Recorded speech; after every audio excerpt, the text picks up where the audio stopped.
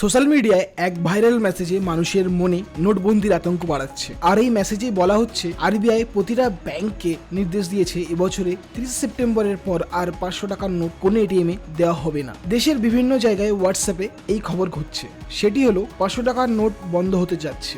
2026 সালের মার্চের পর আর চলবে না 500 টাকার নোট। ফলে সেই নোটবন্দির মতো আতঙ্কে ভুগছে কিছু মানুষ। কিন্তু প্রেস ইনফরমেশন ব্যুরো বলছে এমন কোনো খবরের কোনো সত্যতা নেই। রিজার্ভ ব্যাংক অফ ইন্ডিয়া এমন কোনো ঘোষণা করেননি। 500 টাকার নোট আগের মতোই চলবে। সরকারের লক্ষ্য হচ্ছে সেপ্টেম্বর পর্যন্ত এটিএম গুলিতে 70% 500 টাকার নোট কম করা ও 2026 সালে মার্চ মাসের তা 90% পর্যন্ত নিয়ে যাওয়া। এটিএম থেকে বের হবে 200 ও 500 টাকার নোট, তাই সাবধান। সোশ্যাল মিডিয়ায় এই ভাইরাল খবর নিয়ে ফ্যাক্ট চেক করছে পিআইবি। তাদের এক্স হ্যান্ডেল থেকে পিআইবি বলেছে আরবিআই এমন কোন রকম নির্দেশিকা দেয়নি। 500 টাকার নোট বাজারে চলবে এমন ভুল খবরের শিকার হবেন না। সবসময় সত্যতা সবসময় যাচাই করে নিন।